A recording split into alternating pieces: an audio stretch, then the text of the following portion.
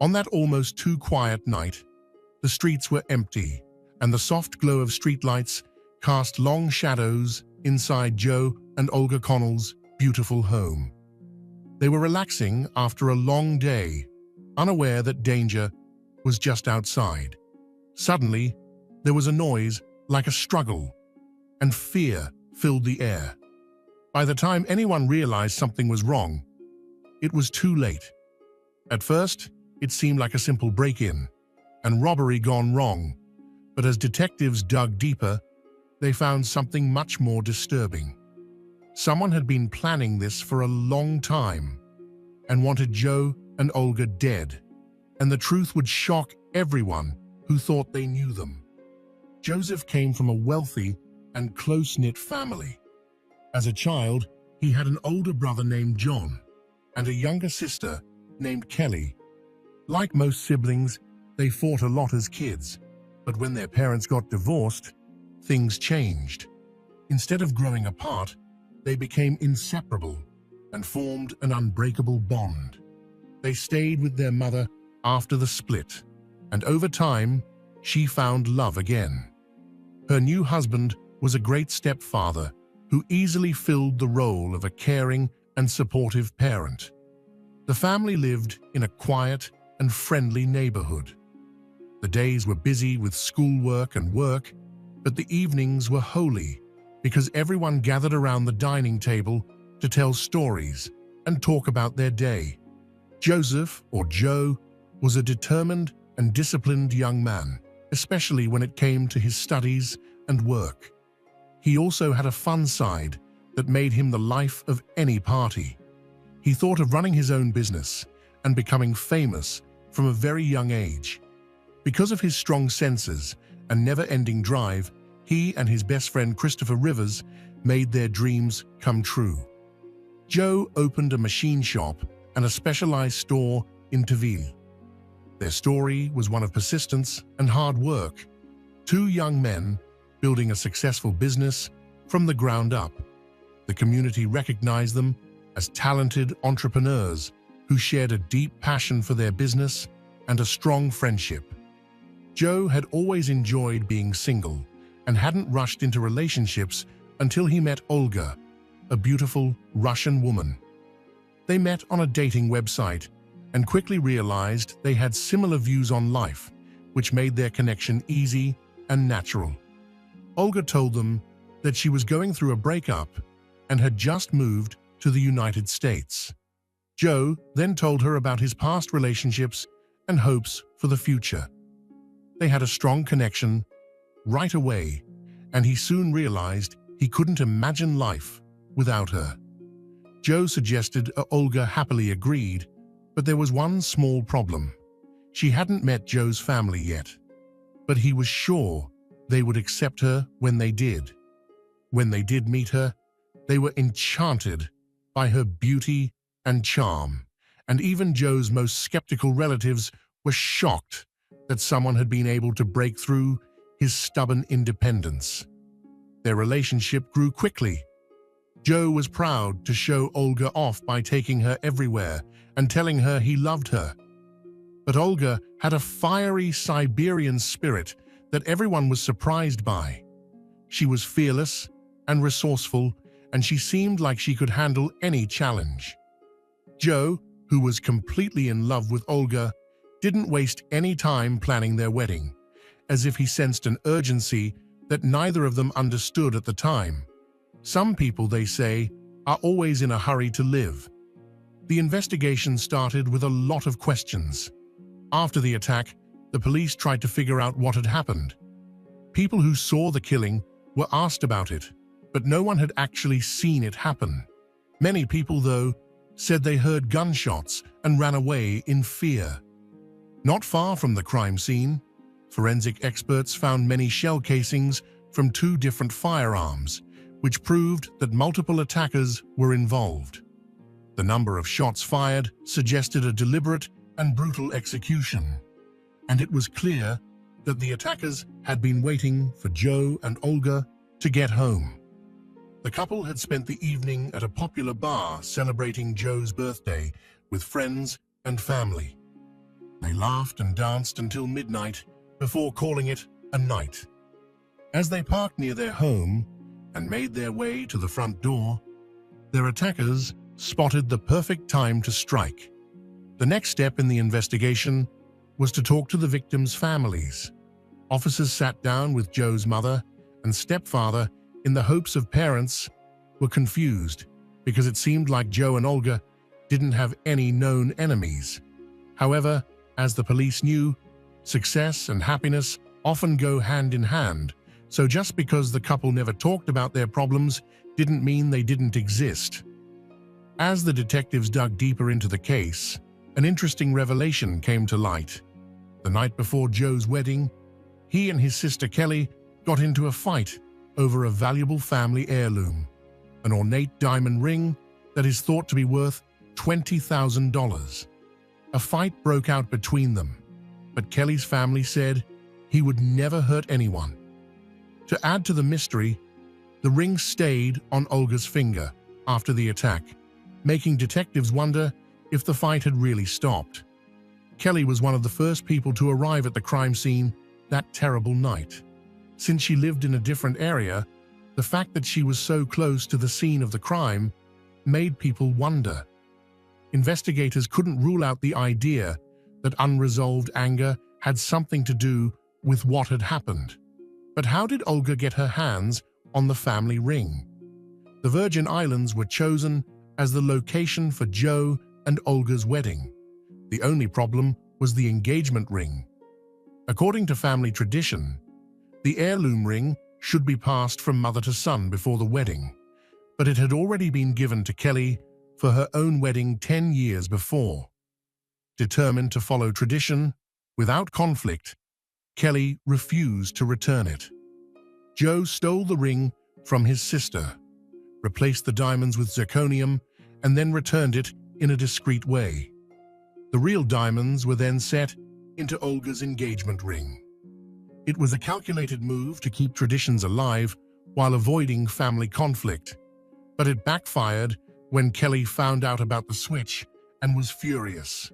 When she confronted Joe, he told her she wasn't to blame because he thought she was trying to ruin the wedding without a reason. Kelly was hurt and angry. Kelly didn't go to the ceremony because she had to work, but she didn't stay quiet. As an act of defiance, she sent Olga a cryptic, sarcastic message that revealed the truth about the ring. This was the start of a deep and bitter rift between the siblings. From then on, they were constantly arguing and accusing each other. Joe and Olga got married in the Virgin Islands. They enjoyed their honeymoon by going on yacht rides, going to the beach, and eating out at fancy restaurants. Money was never a problem. Joe's business did very well and made him about $1 million a year. When they got home, the newlyweds bought a $100,000 sleek Mercedes convertible. Unlike many women, Olga refused to be a passive partner. With her sharp mind, fluency in English, and experience in the stock market, she quickly became an asset to Joe's business. With her help, their client base grew significantly. However, just a week before the attack, their home was broken into while they were working, and jewelry and family heirlooms were stolen. By some strange luck, Olga was wearing the famous diamond ring that day. The thief didn't touch Joe and Olga when they got home, so they knew right away that the police had come. To their surprise, there was no sign of forced entry or any other tangible evidence. Because there were no leads, detectives had to think about the chance of an inside job, which made Kelly the focus of more attention.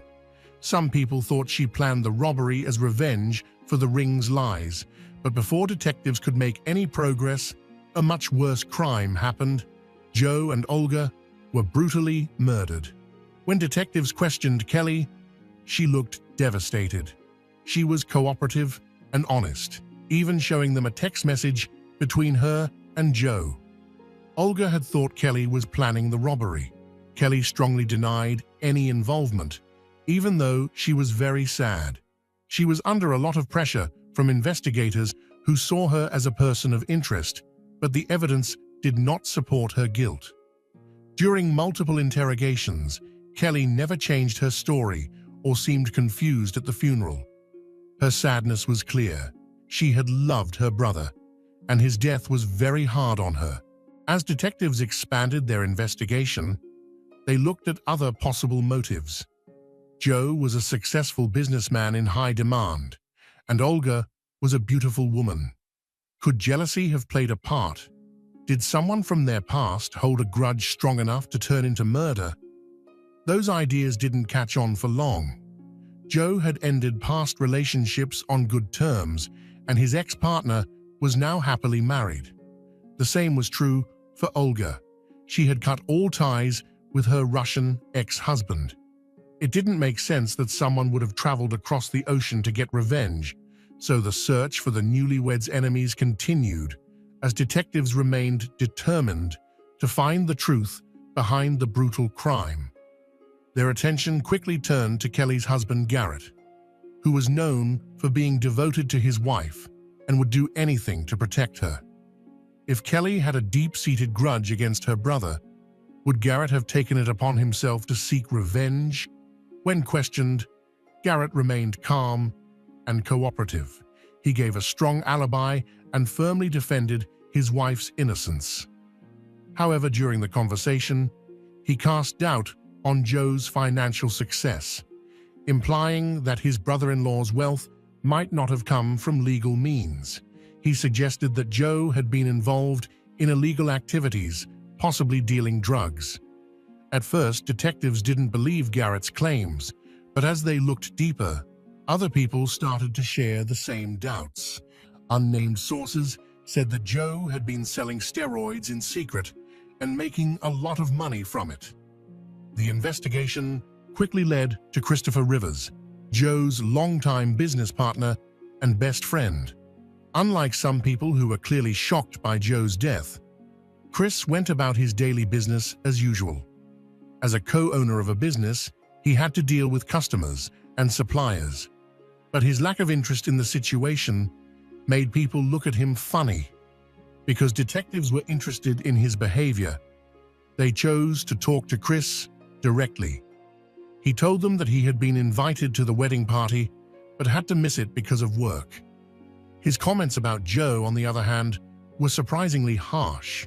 He said that his friend had become more dishonest over the past few years. Chris also talked about Olga, saying that she wasn't as innocent as she seemed. According to Chris, she was connected to the Russian mafia and married Joe to increase their power in the US. If this theory is true, it could explain the couple's huge wealth. But was Chris just spreading rumors, or was there truth to what he said? Investigators knew they had to check out these claims. A more in-depth look into Joe's past revealed a concerning history. Years before meeting Olga, he had been arrested for illegally possessing a firearm and had even served time. While he was in jail, he made new friends, some of whom had strong ties to the criminal underworld. As detectives pursued this line of inquiry, a famous drug dealer named Harry Cook gave them shocking information. He said that Chris Rivers had often talked badly about Joe, accusing him of being dishonest with money. Chris had told Cook that he and Joe had been running an illegal business, selling illegal medical substances through an auto parts shop. But Chris thought Joe was keeping too much of the profits, while Chris was in debt and struggling financially, while Joe continued to live a life of luxury. Chris was said to have joked that he wanted Joe to leave, but what seemed like a harmless comment quickly turned into something more sinister. At one point, he asked Cook directly if he could help get rid of Joe. Cook was upset when the idea was turned down, and Chris was no longer just a sad friend. He had a reason for doing what he did. With this new information, detectives questioned Chris more, but he had a seemingly solid alibi. Security footage from inside and outside his home confirmed that he was there at the time of the murder. Despite his alibi, the police decided to look into his finances more. Forensic accountants looked at business records and found that while the company was making a lot of money, it was also losing money for no apparent reason. To their surprise, the embezzlements had nothing to do with Joe. Chris had been struggling with a serious drug problem for many years. Recently, his addiction got out of hand, causing him to rack up more and more debt, strange behavior, and even small thefts. He started to feel paranoid, which made him tell his friends that someone was out to get him. What's more, investigators found that Chris had been involved with the illegal steroid TR, which Joe had been completely unaware of. Joe had blindly trusted his friend, not realizing that criminal activity was happening right under his nose while things were going badly. Joe's attention had turned to his marriage and business, not realizing that his so-called best friend was becoming more and more angry at him. Detectives tracked Chris's phone activity. On the night of September 23rd, even though he was at home during the crime, his record showed that his device was constantly making and receiving calls that were later deleted from the system. But forensic specialists were able to recover the deleted data. Most of the calls had been to a man named Joshua, who was an ex-FBI informant when questioned. Joshua revealed that he had talked to Chris more than once, but that wasn't all he said. At one point, Chris had made Joshua an enticing deal: $65,000 for Joe's life. The money was too good to pass up, but Joshua didn't want to do the work himself, so he hired two hitmen to do it. Dominic Benson and Aaron Thompson. He gave them a $5,000 advance using money Chris had given him. The horrible truth started to come out. Joe and Olga weren't killed by a random attack or a jealous sibling. Their deaths were carefully planned by someone they trusted. At first glance, it looked like Chris planned the murders out of anger and a desire to take over the business, but the truth was even more shocking. Before Olga came along, Joe and Chris bought an insurance policy to protect their business. If one partner died, the other would get a big payout that would cover all of their debts, including the mortgage on their auto shop. If Joe hadn't been married, Chris would have gotten the full amount, but his marriage to Olga made things more complicated legally. All insurance payouts would now go to his wife. When Chris realized this, he came up with a cruel plan to kill both Joe and Olga, so he would be the only beneficiary. His paranoia got the best of him the night of the crime. Phone records showed that Chris had multiple encrypted conversations with the hired killers, which confirmed his worry about the operation. Surveillance footage that initially supported his alibi now worked against him. His tense behavior and constant checking of his phone pointed to his direct involvement as the investigation grew. When they found Joshua, he didn't fight back and willingly turned himself in to the police in an effort to get his term shortened. He then turned on Chris and told them everything about the plan. More research revealed another disturbing revelation. Chris not only planned the murders, but he also tried to hide the fact that Joshua had planned the burglary at Joe and Olga's house on Chris's orders. The main target was a family heirloom, a diamond ring. By making it look like Kelly had stolen the ring out of spite, Chris hoped to distract investigators from Joe's sister while he collected the insurance money. But Chris's greed caught up with him, and his complicated plan fell apart. His betrayal cost him everything in 2014. Officially, Christopher Rivers was charged with many crimes, including 2 counts of first-degree murder, 2 counts of having a gun while committing a felony plot to commit murder and solicitation of murder his accomplice. They were found guilty at different times, but around the same time. Aaron Thompson, the person who pulled the trigger, was found guilty of both killings and given 2 life sentences, plus 45 years. Dominic Benson dropped out at the last minute, but he was still found guilty of conspiracy and helping criminals and given only 5 years in prison. Joshua, the middleman who set up the contract killing, collaborated with the police, so he got 5 years in prison for planning to kill someone. Chris Rivers, the person who planned the crime, was found guilty of all charges and given 2 life sentences, plus 50 years. Joe had built a business that did very well. He found love and had a bright future ahead of him, but he never got to enjoy the life he worked so hard to make. His sad end was sealed by someone he trusted, a man who was greedy, addicted, and angry. Chris Rivers spent years trying to get rich, but in the end, it cost him his freedom. He would spend the rest of his life in prison, having to deal with the effects of what he did. That's it for today's case. But is this the full story, or is something still missing? Let me know your thoughts in the comments. If you found this video interesting, don't forget to like, subscribe, and hit the bell for more true crime content. Until next time, stay safe and stay curious.